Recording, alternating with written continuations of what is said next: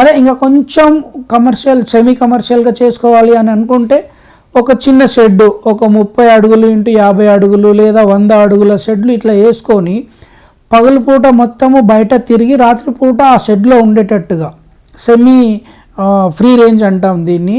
రాత్రిపూట మొత్తం షెడ్లో ఉంటాయి, పగలు బయట తిరుగుతాయి. వాటికి ఆహారం సరిపోనట్టుగా అయితే మనం సాయంత్రం పూట ఒక పూట దానికి దాన ఏర్పాటు చేసుకోవాలి. ఈ దానివల్ల ఏంటి అంటే మనం తినవచ్చు, చుట్టాలకి వచ్చినప్పుడు పెట్టవచ్చు. దాంతోపాటు మనకు ఒక సైడ్ ఆదాయం, చేసుకునే వ్యవసాయంతో పాటు ఇది కూడా ఒక సైడ్ ఆదాయం.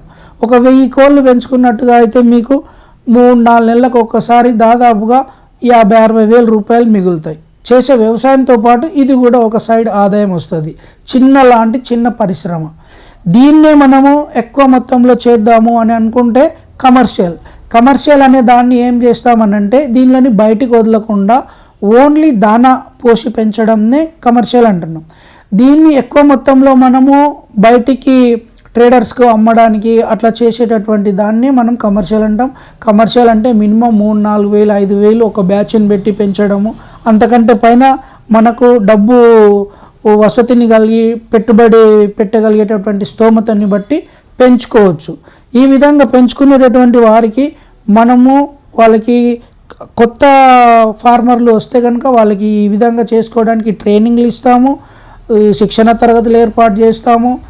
షెడ్లు వేసుకునేటటువంటి దాన్ని మనము వచ్చి చూపిస్తాము. చేసుకునే వాళ్ళకి దానా ఎక్కడ దొరుకుతుంది, ఫీడర్లు ఎక్కడ దొరుకుతాయి, ఈ పరికరాలు ఎక్కడి నుంచి వెళ్ళి సమకూర్చుకోవాలి, ఈ విధమైనటువంటి సలహాలు సూచనలు కూడా వాళ్ళకి ఇవ్వడానికి మనం సిద్ధంగా ఉన్నాం.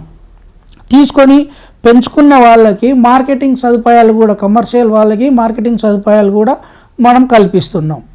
ఈ విధంగా పెంచుకోవాలనుకునేటటువంటి వాళ్ళు మనల్ని సంప్రదించి ఈ కార్యక్రమంలోకి పాల్గొనవలసిందిగా, కొత్త ఫార్మర్లని రావాల్సిందిగా కోరుచున్నాము.